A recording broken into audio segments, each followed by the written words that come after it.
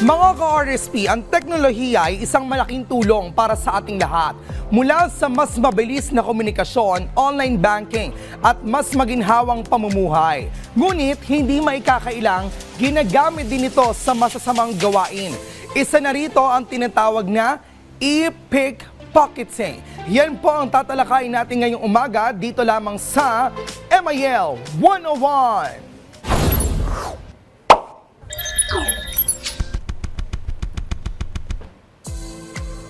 Mga ka-RSP, naranasan niyo na ba ang biglang pagkawala ng pera sa inyong bank account?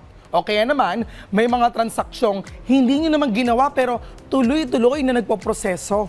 Posibleng biktima kayo ng tinatawag natin na e-pickpocketing.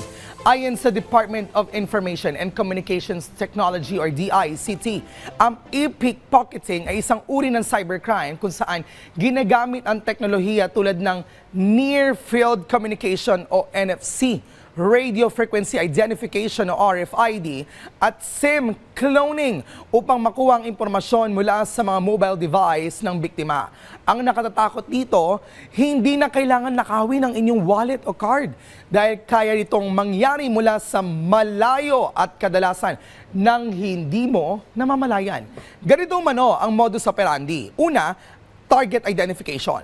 Pumupunta ang mga hackers sa matataong lugar tulad ng pila sa pampublikong transportasyon o kaya sa shopping mall upang makahanap ng maraming taong may RFID o NFC cards. Pangalawa, yung paggamit ng reader device. May dala silang scanner at ito ang kumukuha ng signal mula sa ating devices o card. Pangatlo, yung scanning at capturing ng data. Kapag na-detect na ng scanner, nakukuha na nito ang mga datos gaya ng card number, expiration date at iba pang ID details or ATM.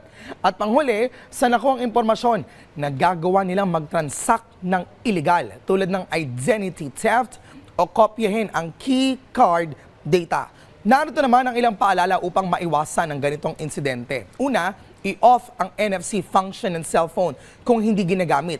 Makatutulong ito upang hindi madaling makuha ng hacker ang data kapag nasa mataong lugar. Pangalawa, kailangan po natin maging maingat sa SIM-related issues dahil posibleng gamitin ng hacker ang SIM swapping para makuha ang OTP or one-time password codes.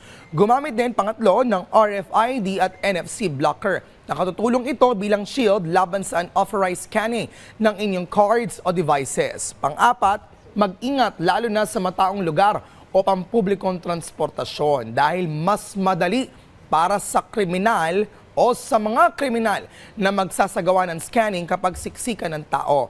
Panlima, regular na i-check ang inyong online transactions para agad na matukoy kung may kahina-hinalang galaw sa inyong account. Laging tandaan mga ka-RSP, ang pagiging mapanuri ay pinakamabisang proteksyon laban sa cybercrime. Huwag kalimutang i-check ang inyong mga account, mag-ingat sa paggamit ng teknolohiya at agad i-report sa mga kinauukulan ang anumang kahina-hinalang aktibidad.